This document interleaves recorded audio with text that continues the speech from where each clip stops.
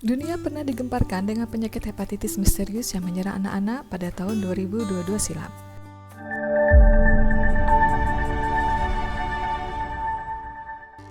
Penyakit ini diduga telah masuk ke Indonesia setelah 3 anak dilaporkan meninggal dunia di RSCM Jakarta akibat terinfeksi penyakit misterius ini. Pasien anak yang meninggal tersebut berumur 2, 8, dan 11 tahun. Tim dari Kementerian Kesehatan FKUI dan IDAI, Ikatan Dokter Anak Indonesia, langsung bergerak cepat melakukan investigasi melalui pemeriksaan panel virus lengkap dan penyelidikan epidemiologi untuk mengetahui lebih lanjut penyebab dari penyakit ini, agar penyebarannya tidak sampai berlanjut. Apa itu penyakit hepatitis dan bagaimana tahapan peradangannya? Hepatitis merupakan kondisi peradangan hati atau liver yang disebabkan oleh infeksi virus, paling sering hepatitis A, B, C, bakteri, parasit, bahan kimia, penyalahgunaan obat, pengobatan tertentu, dan gangguan kekebalan tubuh. Peradangan hati yang terjadi akibat hal tersebut bisa menyebabkan luka yang merusak fungsi hati secara akut, kurang dari 6 bulan, maupun kronis lebih dari 6 bulan.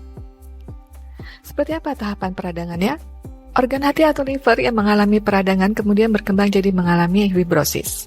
Bila tidak segera ditangani maka akan berlanjut menjadi sirosis dan pada tahap akhir bisa menjadi tumor atau karsinoma. Pada tahap peradangan fungsi hati sudah mulai berkurang ditandai dengan meningkatnya kadar enzim hati yang dapat dilihat melalui pemeriksaan SGOT atau SGPT. Bila sudah meningkat 10 kali lipat dari normal yaitu lebih dari 500 satuan per liter, peradangan digolongkan kategori berat atau severe. Bagaimana dengan kondisi gagal hati atau fulmina? Kondisi ini terjadi apabila pada pemeriksaan INR, International Normalcy Ratio, terjadi peningkatan lebih dari 1,5 kali dengan sertai adanya ensefalopati, kerusakan atau malfungsi otak. Gejala hepatitis. Penderita hepatitis biasanya tidak merasakan gejala sampai beberapa minggu atau telah terjadi gangguan fungsi hati. Pada penderita hepatitis akibat infeksi virus, gejala akan muncul setelah masa inkubasi, yakni sekitar 2 minggu sampai 6 bulan.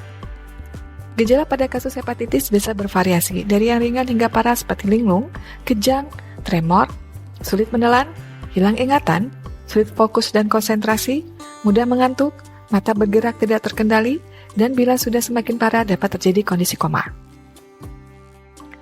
Apabila ditemukan kondisi fulminal atau gagal hati, maka dilakukan penyuntikan vitamin K untuk menyingkirkannya akibat defisiensi vitamin K. Penyuntikan vitamin K juga dilakukan saat terjadi peningkatan INR lebih dari 2 kali tanpa disertai adanya ensefalopati. Adapun gejala umum lainnya adalah mual dan muntah, mudah lelah, feses berwarna pucat, urin berwarna gelap, nyeri perut, nyeri sendi, kehilangan nafsu makan, sklera atau kulit menjadi kuning, dan penurunan berat badan. Penyebab hepatitis misterius pada anak kini masih terus diselidiki. Di Inggris, 163 kasus hepatitis akut misterius kini telah diidentifikasi dan 11 anak telah menerima transplantasi hati. Kasus semacam ini pun telah terdeteksi di 20 negara di seluruh dunia dengan hampir 300 anak terkena dampak penyebarannya. Hingga saat ini, para ilmuwan menduga penyebab yang paling mungkin dari hepatitis akut ini adalah penyebaran adenovirus, yaitu keluarga virus yang memiliki inang vertebrata dan termasuk golongan virus DNA famili Adenoviridae. Virus ini berbentuk icosahedral dengan diameter virion 70 hingga 100 nanometer dan genom 36,38. Sampel analisis tergenetik dari beberapa anak menyatakan adanya temuan jenis virus yang disebut AAV2, tetapi biasanya juga jenis virus ini tidak menyebabkan penyakit. Hingga kini, para ilmuwan masih meneliti jenis adenovirus tipe F41. Penyebaran dan penularan hepatitis akut ini dimungkinkan terjadi melalui fekal oral, seperti makanan atau minuman terkontaminasi yang dikonsumsi penderita. Untuk diagnosis hepatitis perlu dilakukan tanya jawab tentang gejala dan riwayat kesehatan pasien atau anamnesis. Dilanjutkan dengan pemeriksaan fisik.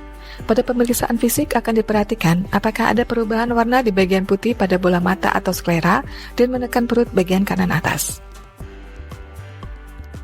Setelah itu, untuk memastikan diagnosis akan dilakukan pemeriksaan lebih lanjut meliputi tes fungsi hati, tes antibodi virus hepatitis, USG perut, biopsi hati, pemeriksaan faktor koagulasi seperti PT atau INR, dan APTT. Tes PCR untuk mendeteksi virus non-hepatitis. Penanganan dan pengobatan hepatitis misterius pada anak. Penyebab yang belum jelas membuat pengobatan hepatitis misterius ini masih belum dapat dilakukan secara pasti. Pada tahap awal biasanya dilakukan observasi ketat terhadap gejala-gejala yang muncul. Bila didapatkan gejala mual, muntah, dan diare, akan diberikan oralit untuk mencegah dehidrasi. Bila gejala bertambah buruk, maka sebaiknya dibawa ke layanan kesehatan yang memiliki fasilitas lengkap untuk dapat dilakukan pemeriksaan lebih lanjut. Prognosis pada penyakit hepatitis misterius ini tergantung seberapa cepat pasien mendapatkan pemeriksaan di fasilitas kesehatan. Bila sudah ditemukan gejala yang berat, biasanya dapat menyebabkan kematian. Di Indonesia sendiri, transplantasi hati belum dapat dilakukan pada kasus gagal hati akut. Dalam hal penanganan hepatitis misterius, sebaiknya memperhatikan hal-hal berikut. Waspada gejala awal hepatitis akut yang biasanya menyerang saluran pencernaan dan diikuti dengan demam ringan. Segera bawa anak ke fasilitas kesehatan terdekat seperti puskesmas atau rumah sakit agar langsung mendapatkan penanganan yang tepat sebelum timbul gejala lanjutan seperti kulit dan mata menguning hingga hilang kesadaran. Larikan ke ICU jika kesadaran semakin menurun dan kondisi semakin memburuk. Bagaimana cara menghindari penularan hepatitis misterius? Selain melakukan deteksi dini, Anda juga dapat menghindari penularan hepatitis misterius pada anak dengan langkah-langkah berikut. Cuci tangan. Hal ini dilakukan untuk mencegah penularan kuman atau virus penyebab hepatitis. Tangan seringkali menjadi sarana transportasi berbagai kuman penyakit. Melalui tangan, kuman bisa berpindah ke mata, hidung, mulut. Maka dari itu penting untuk mencuci tangan sesering mungkin, misalnya setelah dari toilet dan sehabis memegang benda asing di tempat umum. Minum air bersih dan matang. Umumnya virus penyebab hepatitis E ditemukan pada air yang terkontaminasi. Untuk itu, pastikan Anda mengkonsumsi air matang atau air sudah dimasak sampai mendidih sehingga kuman dalam air mati. Dengan begitu, air pun jadi aman dikonsumsi. Konsumsi makanan yang bersih dan matang. Virus hepatitis A kebanyakan ditularkan lewat mulut saat mengkonsumsi makanan yang terkontaminasi virus. Orang yang mengkonsumsi makanan atau minuman yang sudah terkontaminasi akan rentan tertular. Oleh karena itu, pastikan makanan yang akan dikonsumsi dalam keadaan bersih dan matang seutuhnya. Membuang tinja atau popok sekali pakai pada tempatnya. Langkah ini dilakukan demi menjaga agar lingkungan tidak tercemar feses dan urin.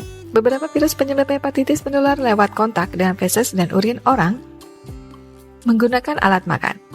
Sebaiknya alat makan anak dipisahkan dari orang dewasa. Virus penyebab hepatitis bisa menular lewat mulut di mana orang yang terinfeksi lupa mencuci tangan setelah dari toilet lalu makan menggunakan alat makan orang lain.